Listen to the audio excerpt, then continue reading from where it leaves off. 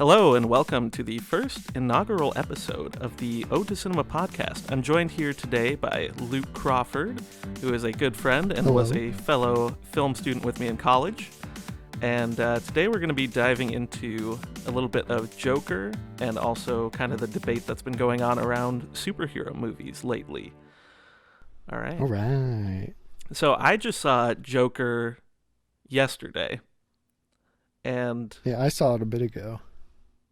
It wasn't one that I was planning on going to see, but because of its cultural relevancy and everything, I thought it was worthwhile to go and give it a look. And yeah, I quite enjoyed it, actually. It certainly spawned a lot of fear in the media. That's true. Which tends to happen every so often. I was surprised at how many people I talked to. They were like, "Oh, I really enjoyed it," because I remember watching it. I felt like, oh, this is a movie I don't know if a bunch of people like because it's so divisive and dark and violent, but it was like surprising amount of people have been like, wow, I really liked it.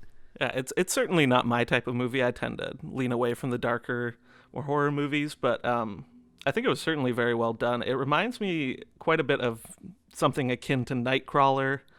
Of course, there's the taxi driver, comments about how similar it is to that. Mm-hmm. Or King of Comedy with Robert De Niro. Yep. So I don't think I'd say it was as good as either of those. It's kind of interesting, too, to have that kind of approach now in a sort of superhero universe, which we'll be getting into later. But it feels strange to have this kind of more dark, personal approach in a superhero or supervillain film, I guess. Yeah.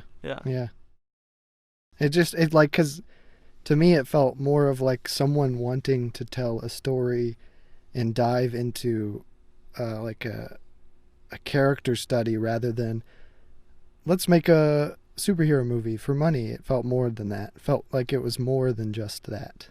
Mm-hmm. I don't know. Yeah, interesting coming from Todd Phillips, too. Definitely a very different approach. I'm not really familiar with the whole body of his work, but yeah, I mean, he's done a lot of ensemble comedies. So I remember hearing about how he was like, I really wanted to do a character-driven film where it was all about this character going in a downward spiral, but I remember him talking about how nowadays a lot of companies or studios won't kind of give a lot of money to projects like that because they don't really make a bunch of money. So he was like, oh, I'll use a superhero movie as kind of like the main crux of the film so I can do what I want to do while also satisfying the goals of a studio. Right.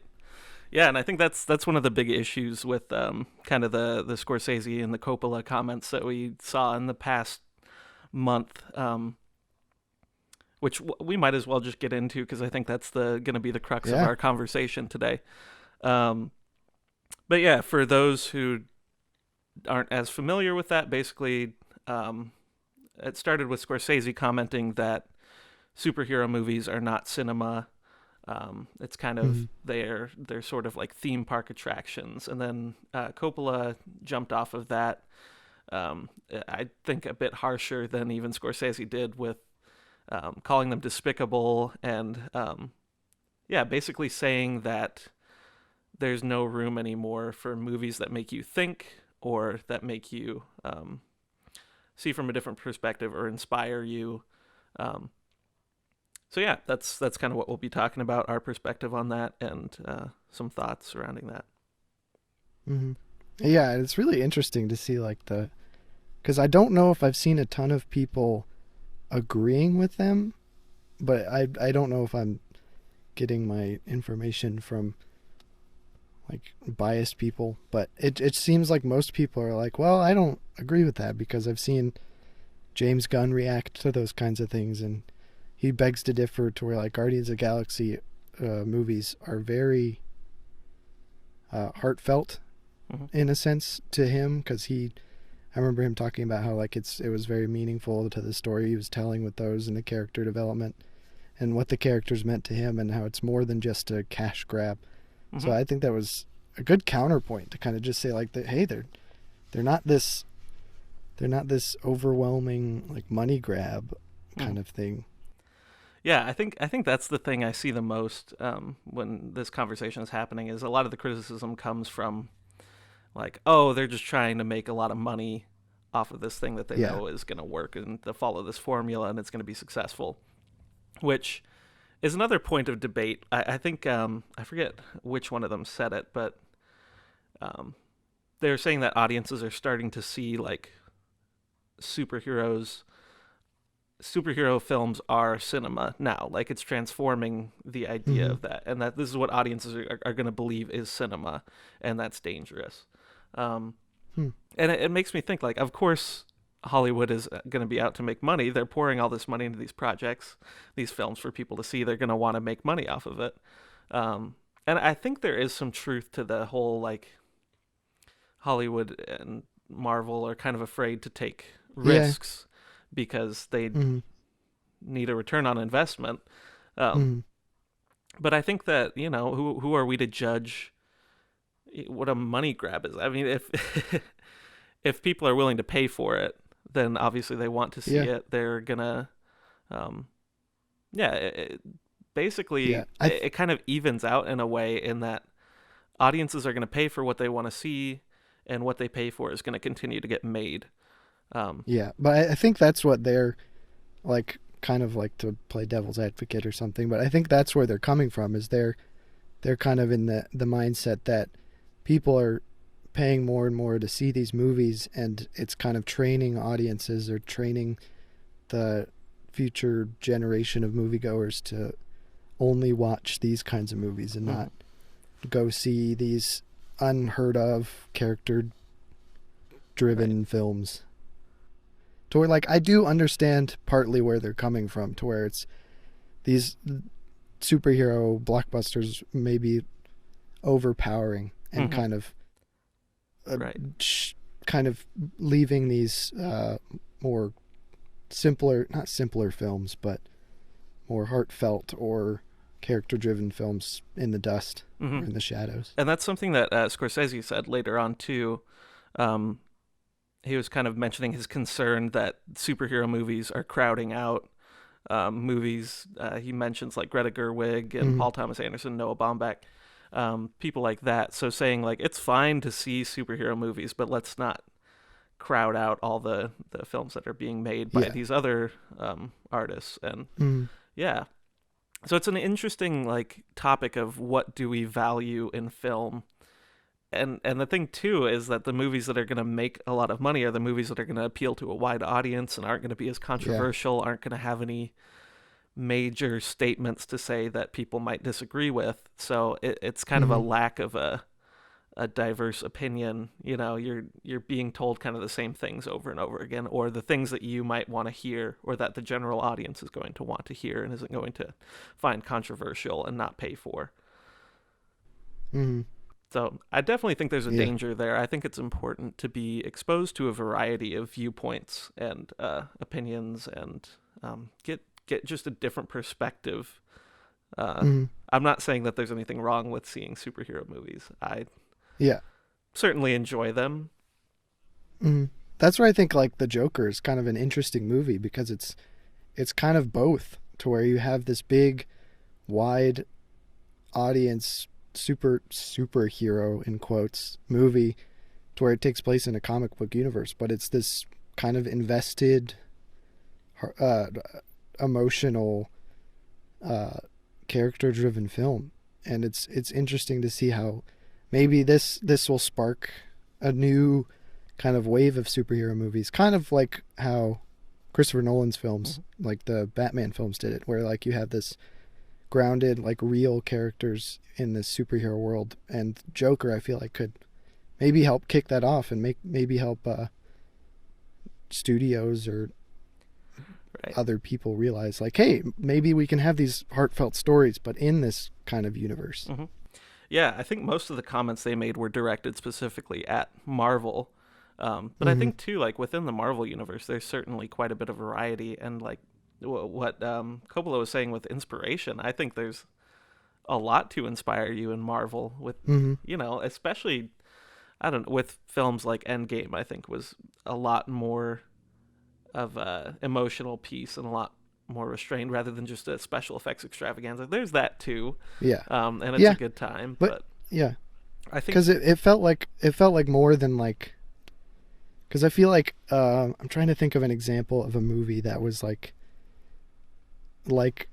Avengers, where they brought like all these people together, but it didn't quite work in the same way, to where they didn't quite veer towards the emotional route and like the after effects of this big event. I don't know, maybe like X-Men 3, where you have like all these characters that you know from the comic books and from the past movies, but it's spectacle, maybe. I don't know. yeah. Maybe that might have not worked. Hmm. And I think too, there are all these different directors coming in on superhero movies. It's not the same people making things over and over again. There are quite a few that Mm-hmm. have been involved throughout, but it's also been quite a launching point for different directors who work on a superhero movie, then able Mm-hmm. to go from there and work on their own personal stuff. I mean, I think of like Taika Waititi got a lot of Mm-hmm. recognition for doing Thor Ragnarok, and now Oh yeah. he's working on, or Jojo Rabbit just came out recently, and Mm-hmm. that certainly isn't playing it safe or Oh yeah. um, Oh yeah. hmm so I think, yeah, and with seeing things like the Joker too, I think we are seeing a bit more of a different take. It does feel very oversaturated when you have also the DCEU kind of trying to do the same thing that Mm-hmm. Marvel's been doing, and it feels just kind of, yeah, Mm-hmm.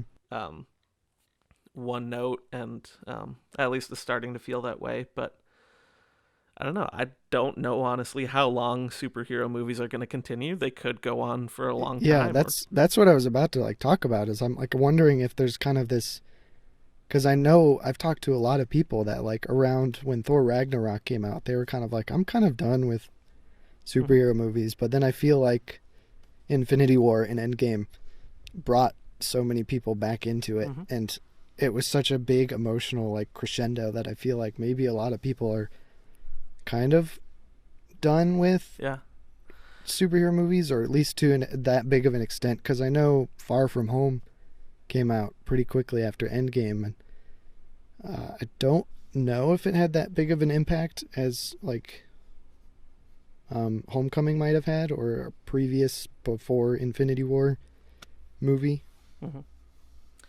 Yeah. I think that's the thing too, is that the superhero movies are going to be kind of forced to reinvent themselves as time goes on if they want to Mm-hmm. maintain relevance Yeah. and not bore audiences. They're going to have to. And I think we have seen quite a little bit of a shift in like them changing over time and Yeah. gaining different perspectives and I having. think I feel like Marvel has been pretty good with doing that, because like they started out with Iron Man, and then it kind of went forward, and then there was kind of this lull where people were kind of like, well, and then Winter Soldier came out and Guardians, and that kind of like brought people. I feel like it kind of went like a wave, to where like it dipped and then brought people back in, and then dipped, and then so Mhm. I don't know if I don't know how they could keep doing it, because of Disney Plus is coming out with like, I don't know, like 6 or 7 superhero shows.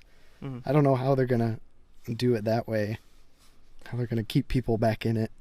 Yeah. Yeah. Disney Plus will certainly be an interesting thing to see how all that plays out. Oh yeah. Um, yeah, I think too. It's interesting just the original comments on like them defining what cinema is and saying that superhero movies don't fit into that. Um, is how do we Hmm. define cinema overall? That's Is it? true. I Because I mean, feel like for a lot of people, it's entertainment.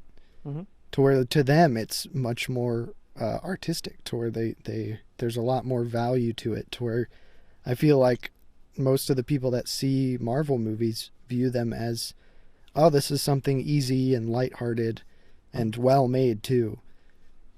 So I feel like it depends on whether it's art or entertainment. I feel like for mm-hmm. me that feels like the two big columns. There might be more that I'm not thinking of at the moment. Right. I mean, cinema has gone through so many different waves throughout history and all over the Yeah. world. that maybe this is just kind of another wave, the blockbuster wave. Mm-hmm. And it's like blockbusters, I think, are going to continue to be a thing regardless of whether it's superhero movies or not. Ever since Jaws came out, which is considered the first blockbuster, I think we are a little oversaturated with blockbusters, and they've kind of become one of the only things that people really go to the theater for these days. Mm-hmm. But I mean, because streaming has definitely hindered that a lot, to where like a lot of people just go, oh, I don't know if I want to see that movie yet, or like I'm on the fence about it. I'll just wait till it comes on Netflix or whatever. Yeah, and I think that's the big thing too, is like superhero movies are this huge spectacle. Is kind of how they're able to sell themselves in theaters, is like, you have to go see this in the theater, whereas more of a character piece, or and like they're kind of big events to where people go bring all their friends and go see it together. Mm-hmm. To where like these character driven movies, it's kind of difficult because some people may not want to go see it, so less people are interested, and they're not the same conversations afterwards. To where like after a Marvel movie, you might be like, oh, I love this action scene, I love the music they used here, where as for a more artistic film, it might be more uncomfortable with the conversations you have afterwards, or deeper, to where people might not understand certain films or stuff like that. Superhero films are certainly a lot more accessible and require less thought and evaluation than maybe some other movies. I mean, I'm not saying that there isn't any value or critical thought involved with superhero movies or anything like that, but I get what you mean. Yeah, they do tend to be a lot more accessible, and that's why they're so popular. I do feel like people have latched on to certain points of like Coppola's and Scorsese's like statements, to where like I didn't know all about like how Scorsese went more into detail, and he was like, I don't think they're the worst thing in the world. I think he went more in depth and wasn't just purely negative about it, to where like I feel like people see the headline and they go Scorsese, they immediately assume, like kind of like me, assume that Scorsese hates all superhero movies.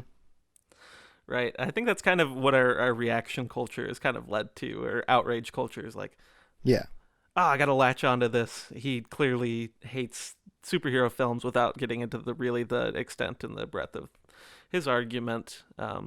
Which is also interesting because Scorsese said like he tried to watch superhero films, but he couldn't really get into it. So I don't know how much he's actually seen.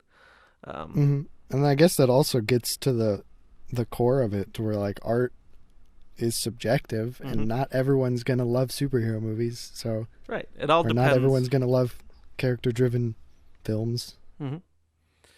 Yeah, it all depends on what you value. Do you value, deep thought, seeing things from different perspectives, things that are going to make you think more, or do you value entertainment and having a good time and having kind of like your spirits brought up, and just engaging with something that's fun and positive, and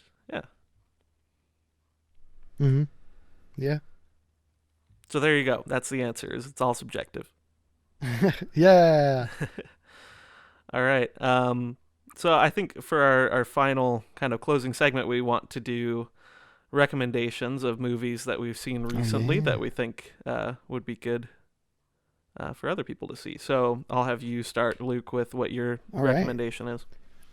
I recently heard about this movie from a coworker, and I had never heard of it before because it was a first-time writer-director, and it was called The Standoff at Sparrow Creek, and it was by a writer-director named Henry Dunham, and it was really, really well done because it was this contained, like, I don't know, like kind of whodunit crime drama, but it was very, it's so full of like these monologues and actors acting their butt off because there's no music or score throughout the entire thing, and it all takes place in one location, and it's this militia, this I don't want to go too much into details about it, but I highly encourage watching it, giving it a try, because it reminds me a lot of No Country for Old Men in the sense that it's very like tense,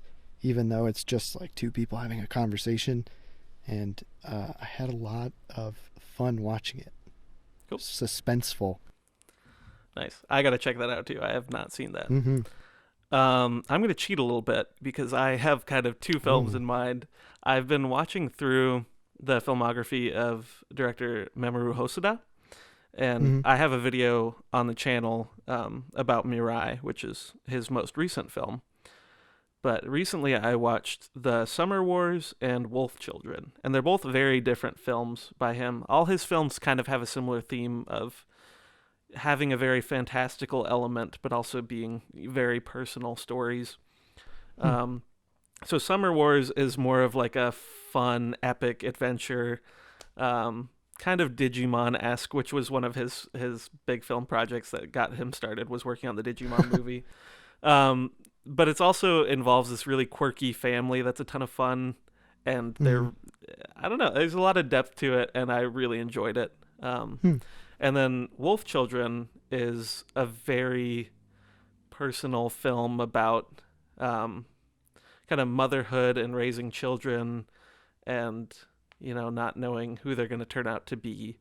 Definitely a lot more depth and emotion, and more reflective and slow, as opposed to Summer Wars, which is very upbeat and fun and might be more of the type of superhero thing, but I think there's a lot of depth in that one too. So those would be my recommendations.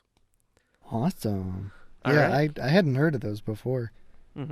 Yeah, I kind of stumbled across him after Mirai, and I think I watched his first film, his first like kind of more original film first, although it's taking from source material, but he definitely puts most of his voice into it, is The Girl Who Leapt Through Time was kind of his first branching off point from working with other studios and things. So there's one I still have yet to see of his, which is The Boy and the Beast. So I need to watch that one next. But yeah, let us know what your guys' thoughts are on what we talked about today. Your thoughts on Joker, on superhero movies in general. Yeah. And I think that's where we'll end it off today. So thanks so much for tuning in, and we'll see you in the next episode. Woo woo. See you guys.